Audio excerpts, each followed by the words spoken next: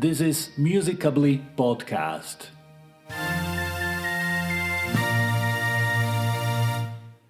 Welcome to the next episode of Musicably Podcast. Picture a Tuesday morning in Nashville, Tennessee. A songwriter walks into a publishing office on Music Row. For those who don't know it, Music Row is a historic district that has been the beating heart of the country music industry since the 1950s. The songwriter sits across from someone they have never met. They exchange a few words. One of them opens a laptop. By 2 p.m., they are contractually expected to have produced a finished song, or at least a working hook, something the publisher can pitch. They are not waiting for a muse, they are meeting a quota, and when they are done, both of them move on to their next appointment. This is not a bad day, this is the job. In major music hubs like Nashville, London, or Seoul, the staff writer system operates with the cold efficiency of a 1920s textile mill. Now, not all music works this way. Some of it still begins the way you imagine. Late at night, alone, with something urgent to say. But a significant portion of what lands on your curated playlist was manufactured in scheduled sessions by people under quota working off a debt they may never fully repay.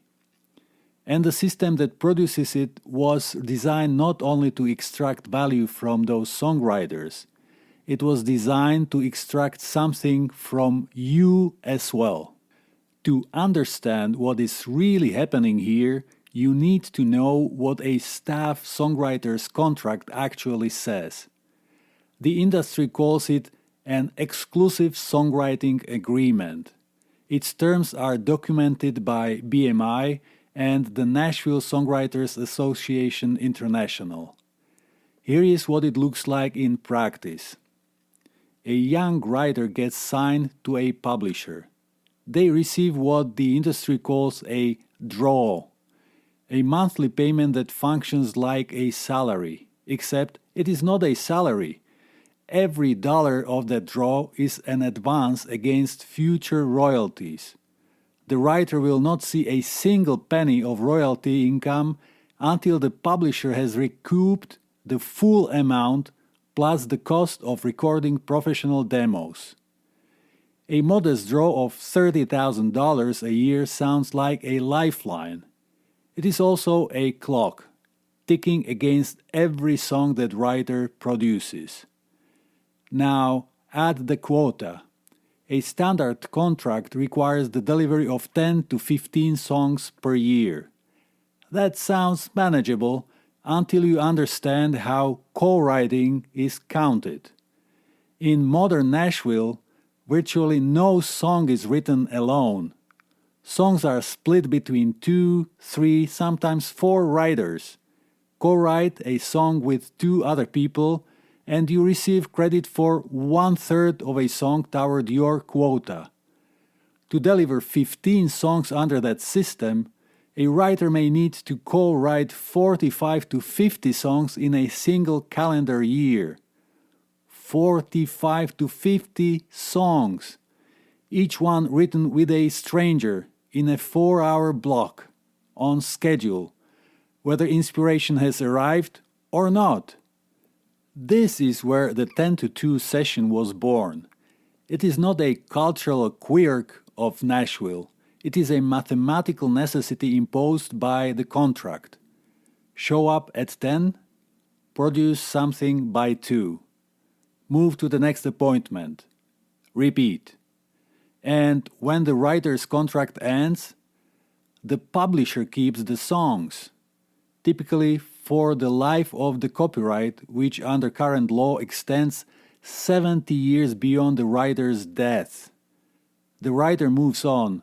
The factory keeps every melody that person ever bled onto a page. The factory does not lose. It was designed that way. Here is where the story gets darker. because everything I just described still required human beings. In 2024, the Swedish newspaper Dagens Nyheter published an investigation that identified a single composer, Johan Röhr, as the person behind 656 different artist names on Spotify. His music, released under aliases with invented names and fabricated identities, had been streamed over 15 billion times. Many of those tracks were placed directly onto official Spotify playlists: Stress Relief, Deep Focus, Ambient Study. This allowed the platform to fill its most visited playlists with music that costs far less to license, quietly diverting royalty payments away from independent human artists toward a small production network. This was not an isolated case. It was a business model. Journalist and author Liz Pelly, in her 2025 book Mood Machine, which I named Musical.ly's Book of the Year, revealed an internal Spotify program called Perfect Fit Content. According to former employees, Spotify's editorial dashboards included a column tracking how well each playlist integrated this commissioned content. Tracks produced specifically to match moods like ambient, lo-fi, or focus, sourced from production firms rather than traditional artists. Low budget, functional, anonymous. By prioritizing this material, the platform grew the percentage of streams belonging to content that was cheaper to host, squeezing the professional musician out of the very playlists built to surface new music. The factory had found a way to run without the factory floor. AI did not create this system, but it perfected it. Musician, educator, and one of the most respected independent voices in the industry, Rick Beato, recently sat down with musician and technologist Ben Jordan to demonstrate what AI music generation actually looks like in practice. Using free tools available to anyone, Beato created a complete fictional artist called Sadie Winters in roughly 10 minutes. A name, a visual identity, a backstory, and a finished song ready to upload to streaming platforms.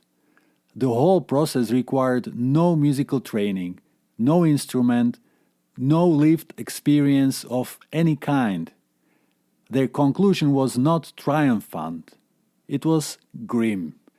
Nobody, Beato noted, has ever complained that there isn't enough music on Spotify. There are already 100,000 songs uploaded to the platform every single day.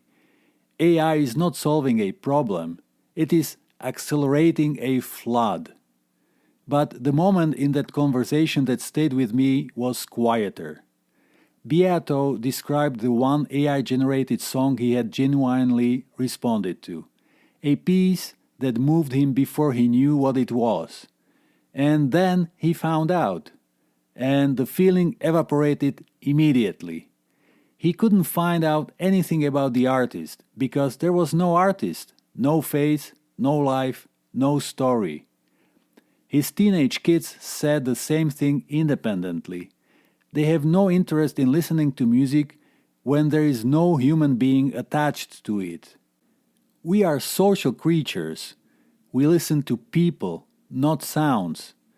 We want to know who made the thing and why, and what it cost them. That observation matters more than any royalty statistic. It identifies what music actually is, and what the factory has been trying to replace. Meanwhile, the scale of the contamination is staggering. Spotify removed over 75 million spammy tracks in a single 12-month period. Rival platform Deezer reported that AI-generated tracks now account for 44% of all new music uploaded to its platform every day. Sony Music alone requested the removal of more than 135,000 AI-generated songs impersonating its artists on streaming services. Real artists, established names, have found fabricated tracks attached to their profiles without their knowledge or consent. And last week, Spotify announced something called the Verified by Spotify badge, a light green checkmark that will appear next to artists' names to confirm a human being is behind the music. Profiles representing AI-generated content or artificial personas are not eligible. Read that again. The world's largest music streaming platform, the company that spent a decade telling us algorithms know what we want to hear, now needs to introduce a badge to confirm that an artist is a person. That is not a feature, that is a confession. We have reached the era of deepfake souls. The industry is now experimenting with synthetic stars that never age, never complain, and never demand a draw. By cloning human timbre and emotion, they are creating a world where the audience is musicking with a ghost, a simulated relationship that offers the sound of humanity without the heart. Here is the part that took me years to see clearly. The Song Factory is not primarily in the business of producing music. It is in the business of producing a particular kind of listener. Specifically, it needs you to be passive. It needs you to consume, not to participate. It needs you to believe with absolute conviction that music is something that happens to you, not something you do. That belief is not an accident of culture. It is a manufactured condition, and it serves the factory's economics as directly as any hit single. Think about what the industry requires to function. It requires that you experience music as a product to be purchased, not a practice to be lived. It requires that the act of making sound feel foreign to you, embarrassing. The province of talent you were not born with. It requires that when you feel the weight of a difficult day, your first instinct is to reach for your phone and stream someone else's emotion rather than give voice to your own. Every time you silence yourself, someone collects a fraction of a cent. Multiply that by hundreds of millions of people doing the same thing, and you begin to understand what the factory is actually selling. It is not the song, it is your silence, monetized at scale. The performance frame, the deep cultural assumption that music making is subject to judgment and that most of us will fail that judgment, is the factory's most important product. It was not always there. For most of human history, across most of the world's cultures, the idea that an ordinary person should refrain from music because they lacked sufficient talent would have been incomprehensible. People sang at work, at meals, at grief, at birth. The voice was not an instrument you auditioned to use. It was something you were born with, like language. The factory changed that, not through any single act, but through a century of reinforcing one message from every direction. Leave the music to the professionals. Now, with AI flooding the system faster than any human factory ever could, it is reinforcing a second message. You cannot even trust that the professional is a person. and publishers now use AI to predict hits. If a human writer's bridge or melody doesn't match the math of previous hits, it gets deleted. The musician is reduced to a biological processor for an algorithm's instructions. But when you make music, they cannot charge you for it. When you hum while you cook, when you drum on a table, when you sing loudly in the car with someone you love, when you pick up an instrument and make an imperfect, entirely human sound, that act produces nothing the factory can package, stream, or sell. It cannot be uploaded. It cannot be verified. It does not need a green checkmark to confirm it is real. Musicking is the active practice of making music as part of your daily life, is the one behavior the industry's entire economic model depends on you never rediscovering. Not because it threatens their revenue directly, but because it dissolves the central lie on which that revenue rests.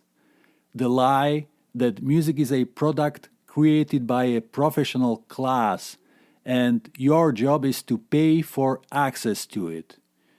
You were not born a passive listener. You were trained into it. The training took decades and required the combined effort of an industry, a school system, and a cultural apparatus that progressively narrowed the definition of musician until it excluded nearly everyone. But the capacity it tried to suppress is still there. It does not atrophy the way a muscle does. It waits. The staff songwriter in that Nashville office at 10 a.m. on a Tuesday is not the villain of this story.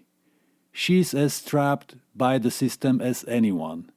She started out the same way you did, with a voice and a need to use it, and the industry found a way to put that need on a production schedule. She deserves better. So do you. The difference is this: she signed a contract. You did not. You are under no quota. You owe no publisher your creative output. No one owns the copyright to the sound you make in your own kitchen, your own car, your own grief or joy. No algorithm can verify it. No badge can authenticate it. It is already irrefutably yours. The next time you feel the familiar impulse to silence yourself, to defer to the professionals, to decide that your voice is not good enough to be worth hearing, recognize that impulse for what it is. It is not an honest assessment of your ability. It is the factory still collecting.